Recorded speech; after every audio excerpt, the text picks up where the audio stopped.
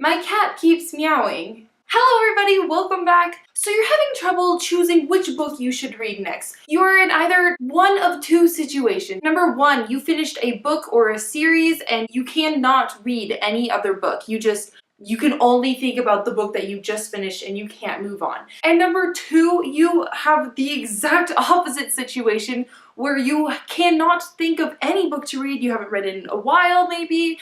You don't know what to read and you're just confused in general. Both situations, you want to read, but you can't because you don't know what to read, and then it just makes it a pain and you're annoyed that you're not reading, and then it goes on forever and nobody likes it. So today we are going to be discussing certain ways that I personally use to choose which book I should read next, whether it be because I have no idea what to read, because I haven't read in forever, or because I just finished a series and all I can think about is that series. So number one, the first thing I do when I cannot figure out what book to read next is think about the book or books that I have just finished reading. I think about the genre, I think about the author, I think about just what was it in general. Was it a love story? Was it completely fantasy? What was it about? And then I take from that what mood I would be in. Number two, I consider my mood based off of what I had just read. And if I'm feeling the same exact thing, if I'm like, oh, I just read a love story and I want to read another love story, then lean towards a love story. Do not try and force yourself to pick up some other book that you're not gonna like, because you're just gonna be forcing yourself to read it the whole time. And nobody likes doing that, because then you're suffering the whole book and then you're annoyed because you know what I'm talking about. So basically, don't force yourself to read a genre that you do not want to read. I base what I'm reading next off the genre that I was previously reading, so it kind of works. But if I'm not feeling it, if I was like, oh, I just read a love story, but like I'm kind of getting sick of those, I'm thinking something new, then read something new. Now, obviously, if you haven't read in a while or you've been in a slump, you don't have a certain genre that you have just, that you just finished. So obviously, there's nothing to base it off of. And that is where number three comes in.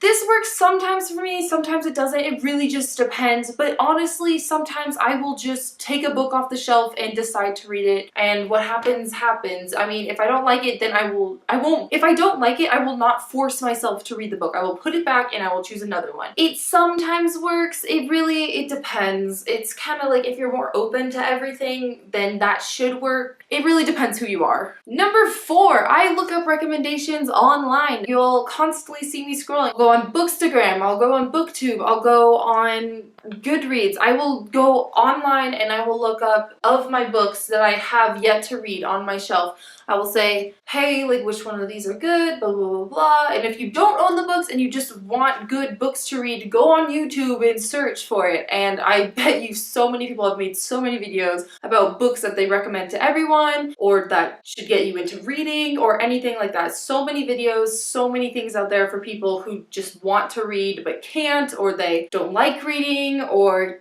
there's so many options. Just go online, look it up. There's gotta be something out there. Number five. I think we're on number five. This one doesn't work as often just because it's not yourself, but sometimes I just go up to someone and I'm like, choose a book for me, man, and I'm gonna read it. And sometimes they choose a book and you're like, hey, I don't want to read that book. But here's the thing about that. When they choose a book for you and you say, hey, I don't want to read that, I'd rather read this, then you realize, oh, hey, I'd rather read this. And then you have at least that general idea of what you'd rather read. It works sometimes. I do it sometimes, I mean, sometimes the recommendation they give you, they're just like, hey, read this one, and it works. Sometimes you're like, no, but then you lean towards something else, and then that works also. So just try it out. Number six. So this one is kind of a go-to sort of thing, and that is just reading popular series that everyone really just enjoys. And if you have already read all the popular series, first of all, I bet you there are so many more out there. Second of all, there's nothing wrong with rereading a book or a series that is good, because if you reread a series or you reread a book, you get back into the reading thing. Like, you know what's gonna happen, you know you like the book, so you're not worried about it, and you get back into reading, and then, you're reading again, so it works. I feel like it works. I personally reread books all the time just to get back into reading because sometimes I fall into a slump and it's the worst thing in the world. Okay, number 7. This one is kind of a guilt trip towards yourself, so I don't really recommend it because this is also kind of forcing it upon yourself. If you are stressed about your TBR pile, because honestly I am, I have so many books that I need to read on my pile, and sometimes just looking at it stresses me out so much because I'm like, I'm never gonna read all those. Never. It's too many. But honestly, if you look at your TBR pile and you're like, I've had this book on here for 5 years and I haven't read it yet, maybe just read that one. You know, maybe it's been sitting on your shelf for that long and it's just been stressing you out. Maybe it's the one book on there that's just stressing you out for so long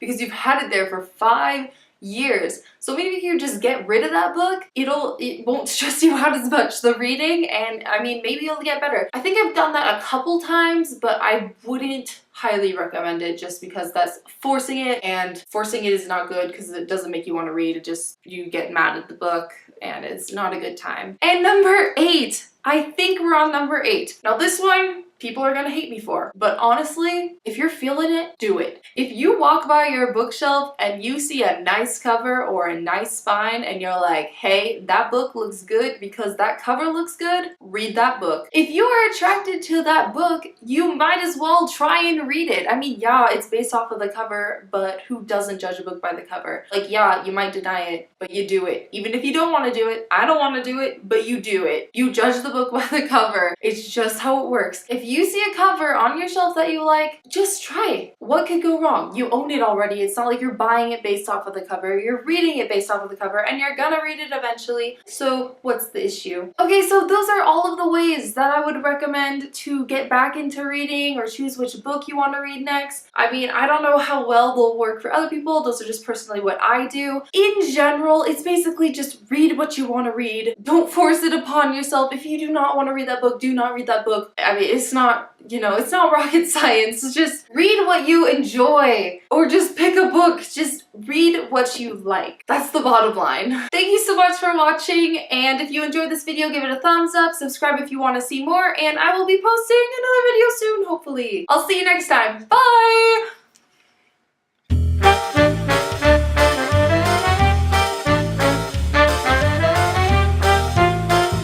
This is my cat, Jessamine. If you read The Infernal Devices, then you'll know. It's very important that I introduce you to my cat because she's so cute.